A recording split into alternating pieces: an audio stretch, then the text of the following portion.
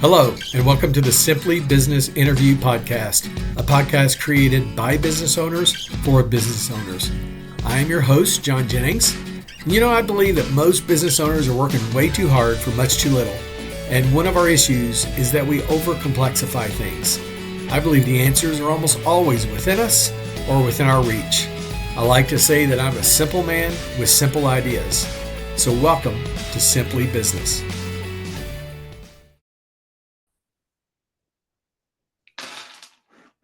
All right, today we are joined by Amanda Payne, who is the founder of Nurses in Tech.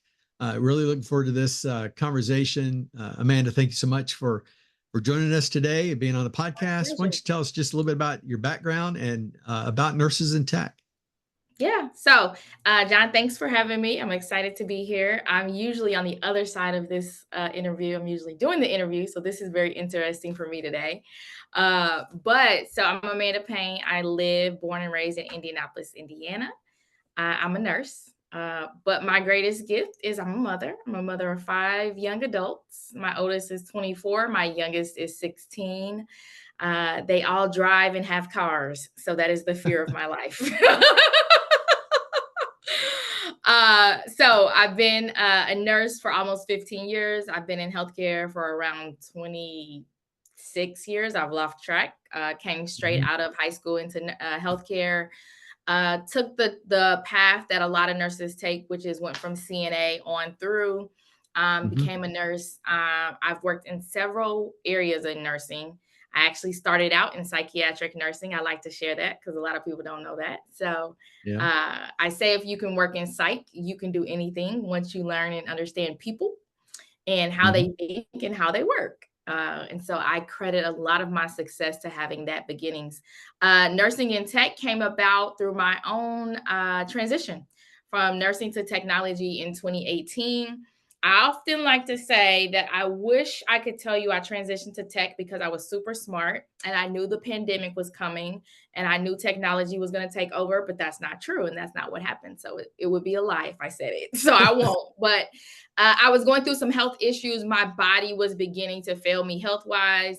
I still had 5 children at home, a couple of them that will be going to college soon. So I needed to make money equivalent to what I was making in my nursing role. And so I went to be a software developer, did very well, caught on very quickly, made some transitions from software developer to UX UI designer. Then I did some marketing. Then I did project management. Then I did sales.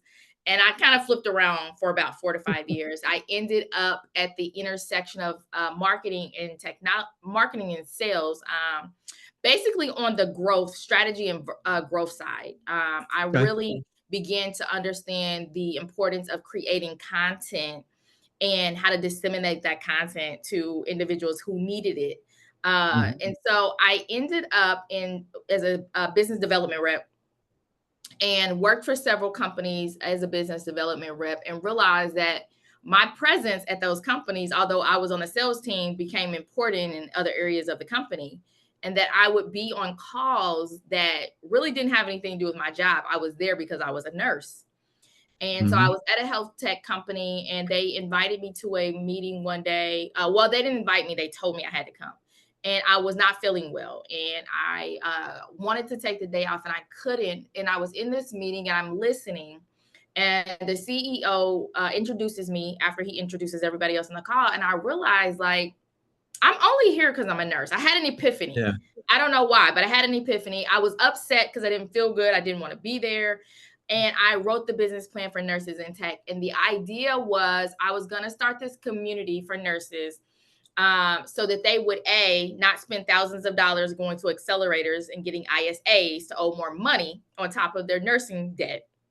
Yeah. Because they didn't need to. 2, they would be able to talk to other nurses who were transitioning and could just share their experience. I realized all the money I spent, all the time I spent, because I worked at companies that, if you've worked in IT, so technology is just another side of the beast of healthcare. You think you're leaving nursing to go to technology where they're going to appreciate you and treat you better and you're going to be valued. But that's not what happens. That is not what happens at all. It's pretty much another side of the same coin, right? Mm. And so I That's thought, interesting. I hadn't thought of it that way, but I know a lot of nurses. I've worked with nurses in my coaching practice, and obviously I spent a career in IT. Start like you, I started as a developer, worked at project management, and ended up leading teams and leading parts of organization, all that kind of stuff. So there is a uh, be present but not be heard kind of yes, thought around both nurses and IT people. It's like, yes, we need you to do your job. You're critical to doing our job, but just yeah. don't get too in the weeds because Don't think, yeah, don't have a voice, don't have a suggestion, definitely don't have a solution. Just do what you're told to do. yeah. Uh, So, that's an interesting similarity. Okay. yeah, yeah. So I wrote this business plan while I was in this meeting. I didn't do anything with it. I did share it with one person. Got really, really sick. Found out shortly about a year later that I had Lyme disease. Oh wow. After being incapacitated for about 2.5, almost 3 years.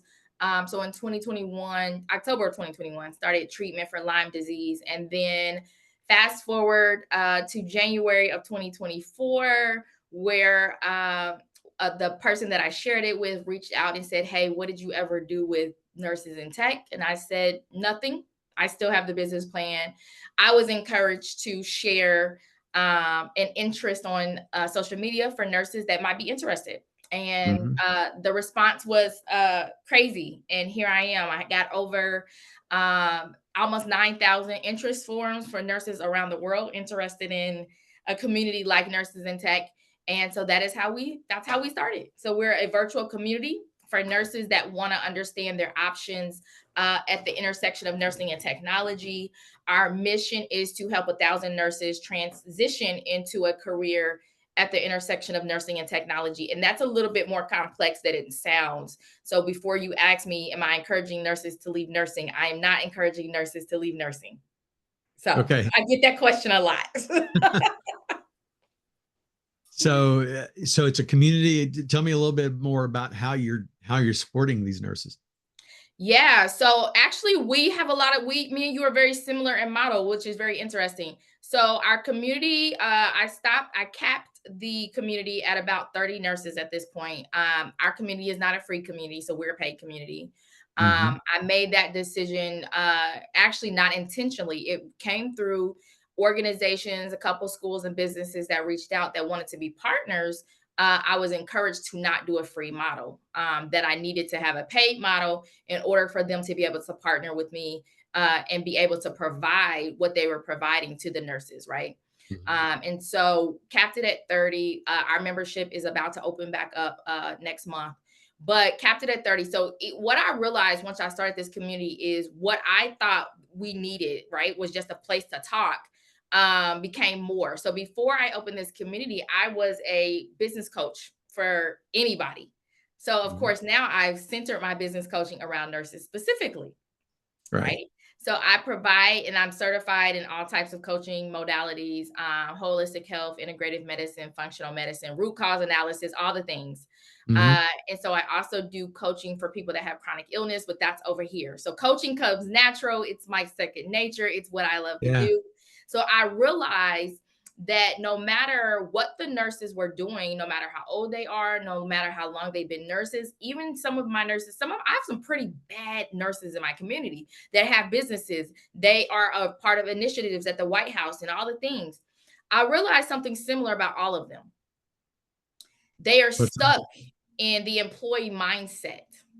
Yeah. They know that they are bad. And I won't say it on your broadcast, but on our broadcast, we call it they are bad ass. They are the bad ass, right? Okay. Yeah. That's what we say about nurses. Nurses are bad. We can do whatever we want to do in whatever way. We are Hmm. very innovative, right? We Yeah. come up with solutions, we work on the fly.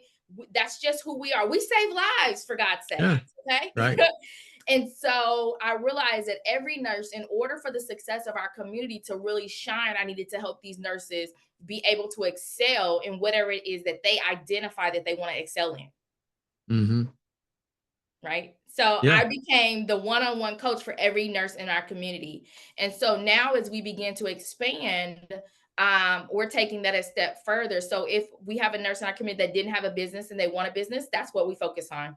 Every nurse in my community has access to me as much as they want one-on-one. I give them the same courtesy, the same training, and the same support as I give my paying one-on-one clients. Mm.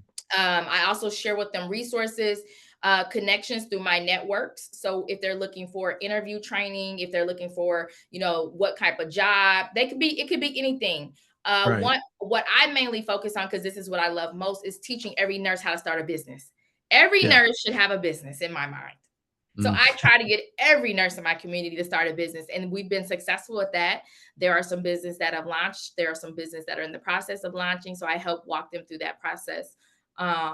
And as of right now, we have a new website. It's www.nursesandtech.com. You will read a lot more about us and what our initiatives is and what we really stand for. It goes into a lot more detail. But we identified 5 pillars. So we worked on career transition, entrepreneurship, innovation, leadership, and policy. No matter what area our nurses are in, they're all interested in these 5 things. Sure. So I'm going to stop there. Cool. So, yeah, I mean, the idea of, nurses, they're natural problem solvers. They have to be able to take charge. I've seen that over and over again with the nurses I've worked with. So it is interesting that employer mindset. I've known some nurses that kind of had that idea of, I want to start a business. Yeah. But, they're back to but where am I going to get a paycheck? Well, where you get a paycheck is, you get clients. Well, what about till I have clients? Well, you either do as a dual career thing, or you take some money out of savings, or you have to get out of that mindset of, the employee mindset that big brother, the institution you're working for is going to always be there, even when your clients aren't. So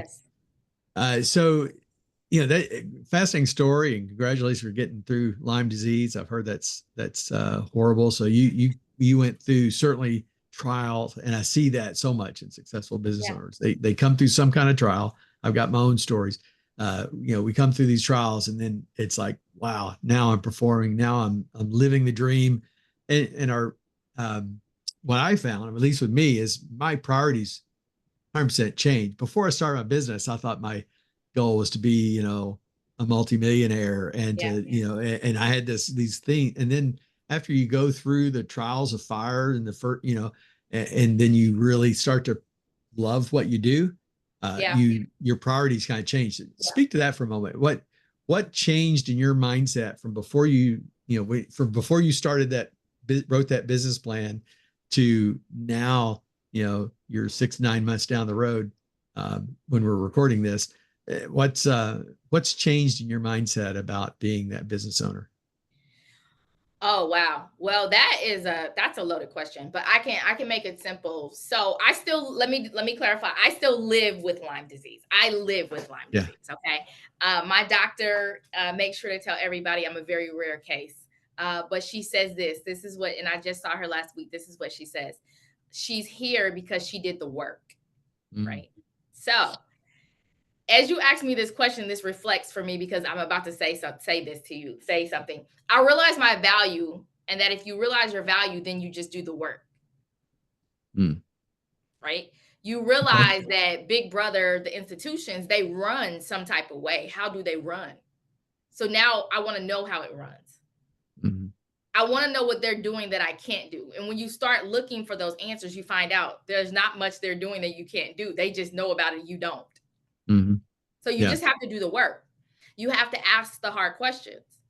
Then you have to be willing to do the hard work. Why? Because you realize that you have value. And once you figure out supposedly these mysterious secrets over here they're not really mysterious. You just don't know about them. And maybe you are not connecting with the right people to learn. Right. Yeah. And so even from the time that we started Nurses and Tech as a community and put the interest out in January, opened the community in March, I'm not even the same person then as I am now, right? So even then, I say it all the time. As soon as I got the first person to pay a membership, I was successful because my business plan never included a paid membership. It was a free membership where I would just possibly get money from people that wanted access for nurses. Like, it was not this big astronomical $1 million plan at all. It was only Mm-hmm. focused on supporting nurses. And we still are very focused on supporting nurses. Okay. But I was focused on helping nurses, supporting nurses to empower patients and to change patient outcomes, right? And Mm-hmm. so now, as I sit here today, I realize that yes, that's needed, but there's so much more power that we have collectively as nurses, right? If I can empower a nurse, I change patient outcomes. But now I also see that we have the ability to change the system and impact the system on a much larger scale, right? When you Right. get a conglomerate of nurses together who all have this empowered mindset, we are not alone. So now we become this force to be reckoned with. So now, even if they don't want to listen to us, they are compelled to listen to us because there's something we must be doing correct, that we created this life over here for ourselves. We've created this ecosystem. So now it's like, okay, we didn't think you really had value, or maybe we just didn't know. So that's Yeah. another thing. Every nurse that I meet, I ask them, have you ever read the scope of your nursing license? 1 in 5 say yes. And usually it's been a while since they read it. What that means is, that tells me right there, they don't know how much power and autonomy they have being nurses. So therefore, they only listen to their jobs. If they're not on their job, they're not operating in the scope of being a nurse unless they're on their job. But if you're a nurse, there's a scope for your license.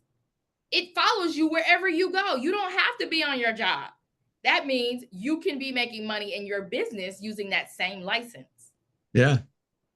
Yeah. Absolutely.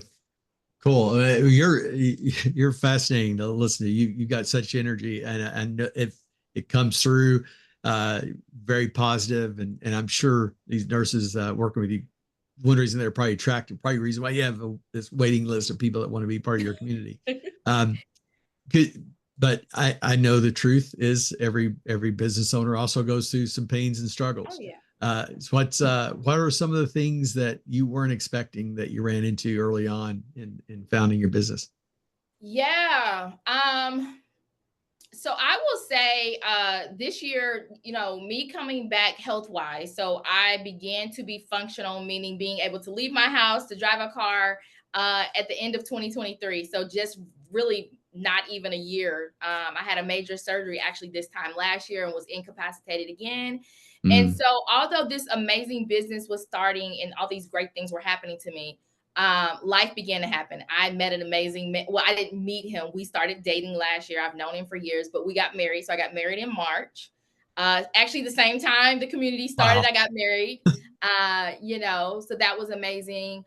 There's some other life changes that happened. Had a nice fluctuation of business and nurses coming into our community, lots of attention, people reaching out. Then I had my first Lyme flare up since Nurses in Tech. That lasted for a little while, got better. Then I had a death in the family. Had another flare up that lasted for a while, got better. Then I had another death in the family. Had a flare up that got better. Then there was another tragedy that happened in my family, but it wasn't a death. Nonetheless, life has continued to happen.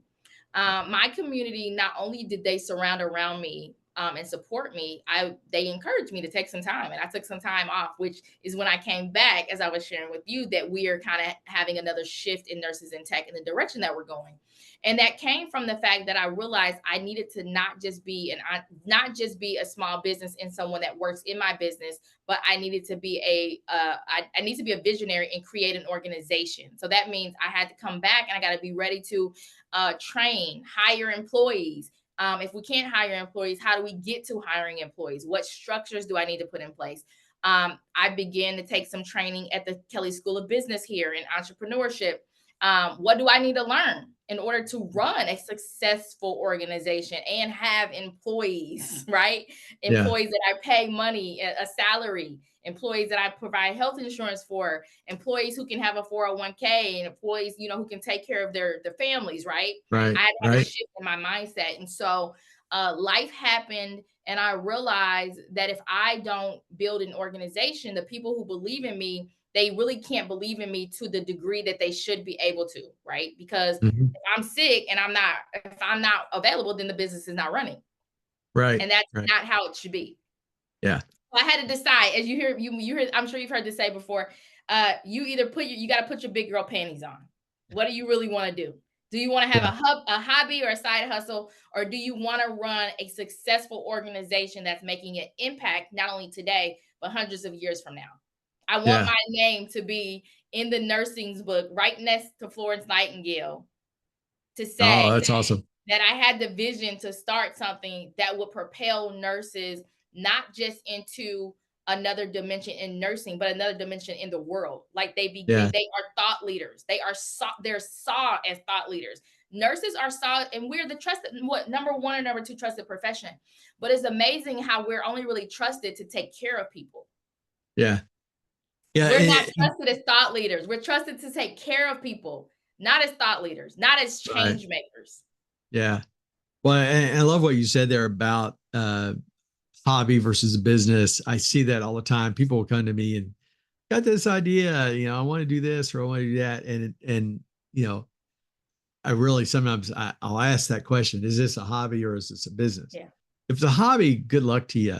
Just do what you do and enjoy it and have fun with it. But if you want a business, it's different. And I love how you put that. And gosh, what a great goal, to think of yourself as being, you want to be in those, the nursing manuals.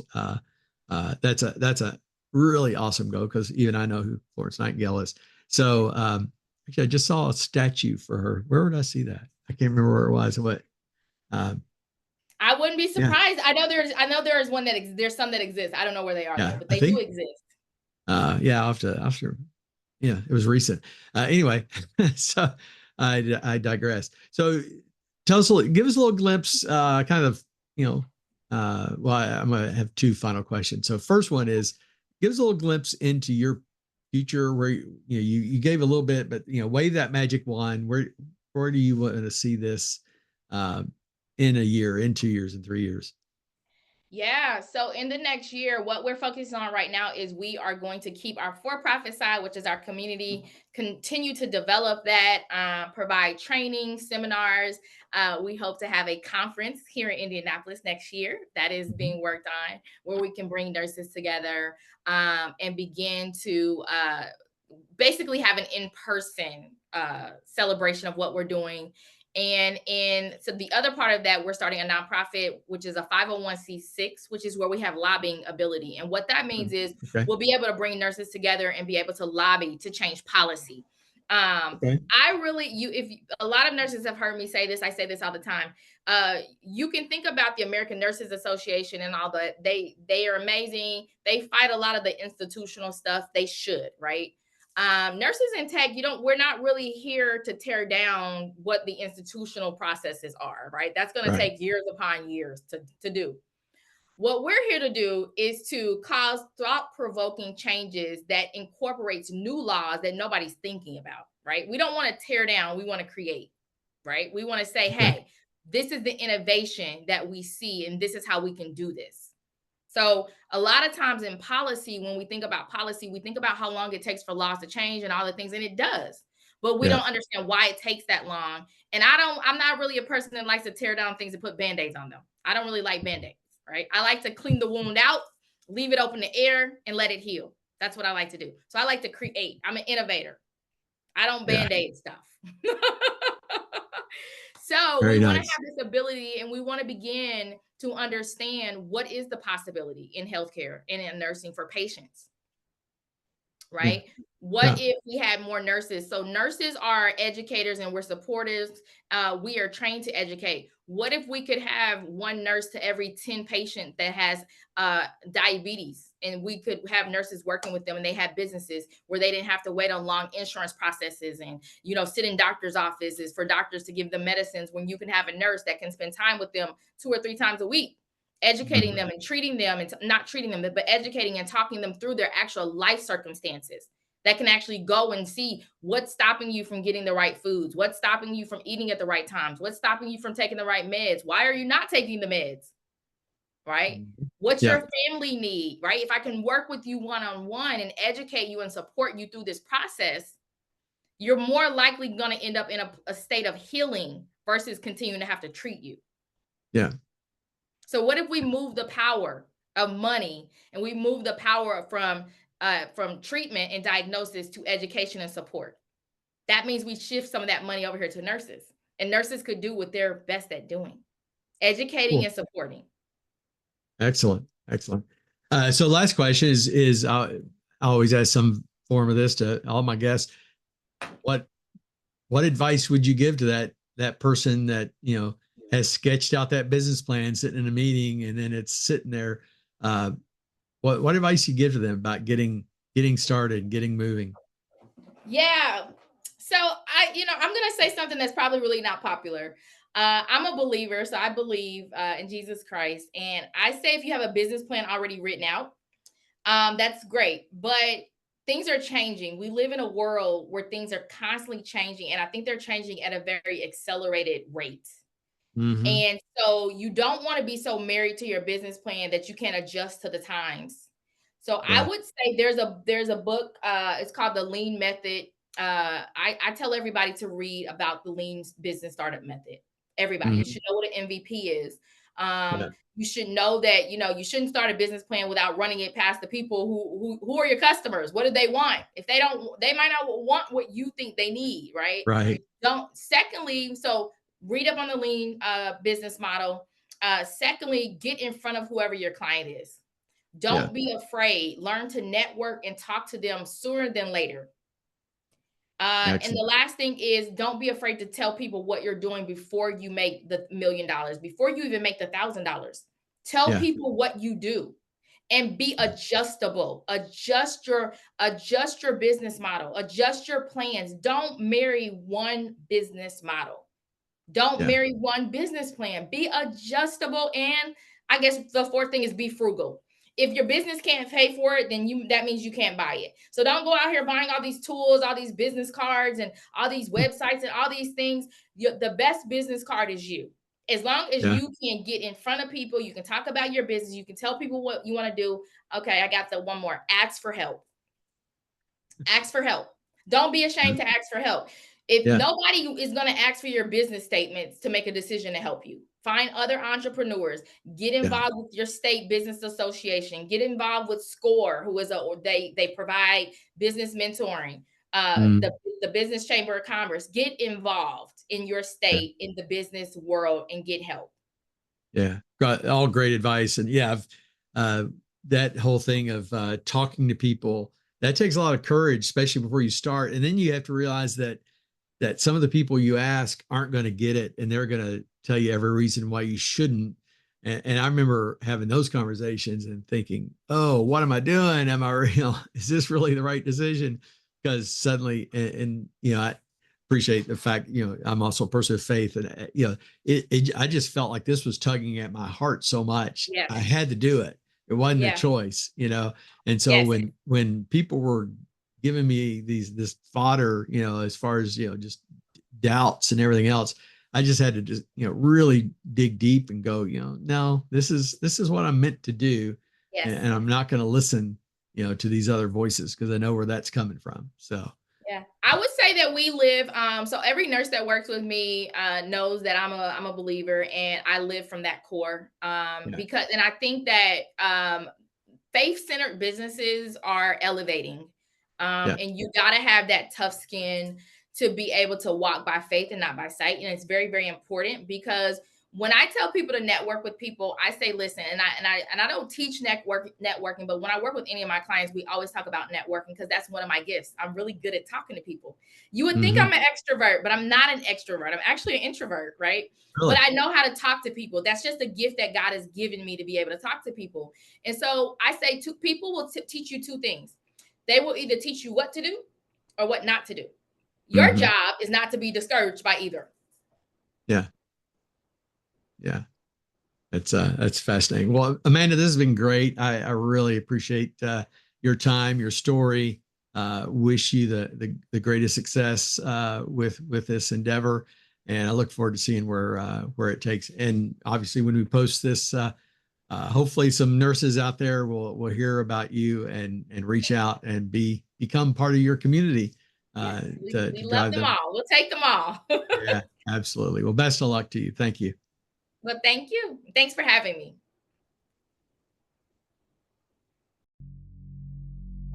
Thank you for listening to today's episode. If you liked it, please share or like it on whatever platform you use. You can find me on social media. On most platforms, I'm John K. Jennings. My first book is also available. Your Baby is Ugly tells you about 10 truths that business owners need to hear, but often won't, and how to overcome them. You can find it on Amazon. Just search for Your Baby is Ugly. And be watching for our next episode, where I'll interview another business owner who will share their stories and insights into what it's like to create a great business.